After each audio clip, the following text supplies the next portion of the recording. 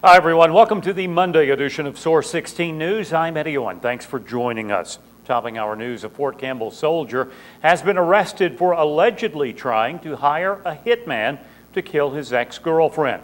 21-year-old specialist Joshua Huntley, who was assigned to Fort Campbell's 101st Combat Aviation Brigade, was charged with one count of solicitation for murder. A release from Oak Grove Police says on June 3rd they received a tip from the Sanford Police Department in Florida about Huntley's murder plot. Police say Huntley was arrested on June 15th after he met with an undercover officer from the Christian County Sheriff's Office who was playing the role of a hitman for hire. The 21-year-old soldier was booked into the Christian County Jail. U.S. Smokeless Tobacco Company has donated $35,000 to help fund the Hudson School of Agriculture at Murray State University. According to a 2008 study by the United States Department of Agriculture, Callaway and Graves counties were the top producers of dark-fired tobacco in the nation. Officials say many families in the Purchase and Pennyrile counties continue to grow this cash crop, and many producers are alumni of Murray State. Applicants for the scholarship and their families must be currently growing dark-fired or dark-aired tobacco. Scholarship recipients will be chosen based on their academic qualifications, work, agriculture experience, and financial need.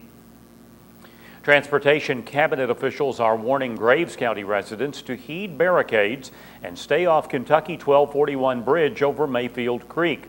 The bridge in the Leader Bottom area of northern Graves County has been closed since April, but due to weekend rains across the region, Transportation Cabinet spokesman Keith Todd reports the bridge dropped another 10 feet sometime over the weekend. According to Todd, barricades were already up and gravel was piled to block the roadway in an effort to keep vehicles off the bridge. However, he says ATV riders have continued to drive over and around the barricades to cross and travel under the bridge structure. Bridge inspectors were on the site today to check on the additional damage and determine if the bridge can be repaired. Meanwhile, due to the danger posed by the further collapse of the bridge structure, officials are asking local residents to pay attention to the road-closed barricades and stay off the bridge. Todd said due to the length of this bridge, they are probably looking at a 1 to 3 year timeline to design and construct a replacement structure. The estimated replacement cost $1 million plus. Family and friends of a Trigg County woman murdered 9 years ago gathered Saturday to keep her memory alive and her unsolved murder in the spotlight. Here's News Director Tammy Hancock with more. Chantel Humphreys was a mother, wife, sister, daughter, and friend. My sister is a bubbly, warm-hearted, love to laugh, and she loved children, and she has 3 of her own, and just a sweet person. And around June 24th of 2002, at the age of 33, she was gunned down and found on a farm off Bearfield Road. Her manner of death is multiple gunshot wounds, where it just penetrated in one location. Some of them came out at another location. The man that owns the land, he had went back to check on his cows, and he had seen her body, and he had went and called the police. And so that's how her body got found the very next day. And thank God that he went back there on that day, because I was told that he only checks his cattle like every other day.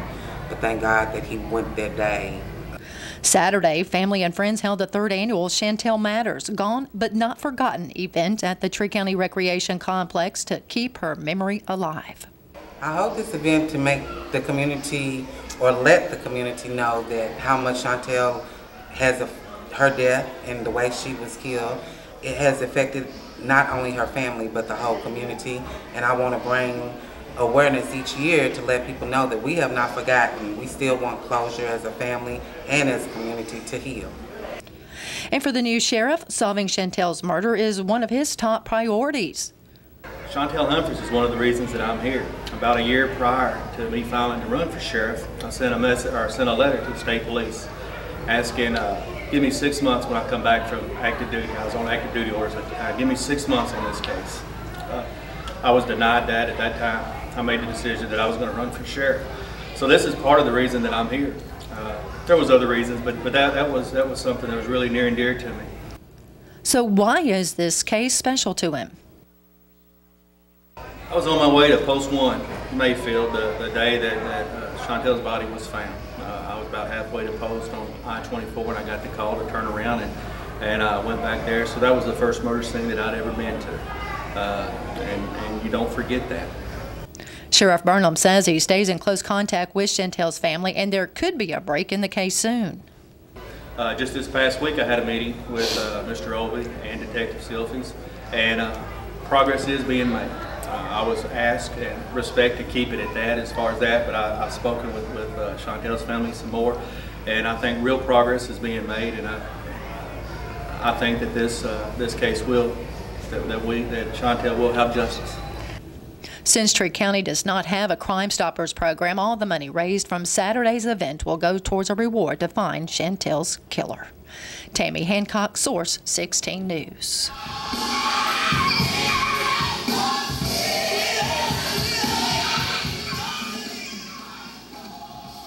The United Way of the Pennyrile has formed a committee to replace its executive director, who recently resigned from her position. United Way Board Chair Sam Brown said, "We thank Ms. Candace Hubbard for her contributions to the United Way and wish her the best of luck in future endeavors. At the same time, we are already focused on ensuring a process that will help us select the best candidate for the future of this outstanding organization." Hubbard had been with the organization since 2007. Students attending schools in Christian, Fulton, and Graves counties will be enjoying fresh produce during the upcoming school year. More than 50,000 students in 128 Kentucky elementary schools will be participating in a federal fresh fruit and vegetable program implemented through the U.S. Department of Agriculture. The following schools in our viewing area, these are all elementary schools, will be involved in the program: in Christian County, Belmont, Indian Hills, and Martin Luther King Jr. In Fulton County Elementary Middle School and Carr, and in Graves County, Cuba Elementary and Fancy Farm. School selections were based upon submitted applications from elementary schools that operate the National School Lunch Program and have 50% or more of their students eligible for free reduced price meals. Kentucky received $2.6 million in federal funding for the program, and each school will receive money to operate the program based on $52 per student. Fort Campbell's 716th Military Police Battalion will be saying farewell to its top commander while welcoming a new one. During a change of command ceremony tomorrow morning, Colonel Ignatius Dolata Jr. will be relinquishing his command to Lieutenant Colonel David Thompson. Dolata has served with the battalion since 2009 and will be heading to the Army War College at Carlisle Barracks, Pennsylvania, following the ceremony. The change of command ceremony is scheduled for 9:30 tomorrow morning at the 101st Airborne Division headquarters. 5 people were injured in 3 separate wrecks in Hopkins County over the weekend. 3 Indianapolis, Indiana juveniles were transported to Regional Medical Center in Madisonville Saturday afternoon when state police reported the van they were riding in crashed into a guardrail and overturned into a ditch near the 40-mile marker of the Western Kentucky Parkway. In another wreck Saturday, state police report that 44-year-old Jeffrey Dunning was driving north on Kentucky 454 when a vehicle traveled into his lane, causing him to swerve off into a ditch and hit a road tile. Dunning's passenger, Billy Qualls of Earlington, was transported by ambulance to Regional Medical Center in Madisonville for treatment of minor injuries.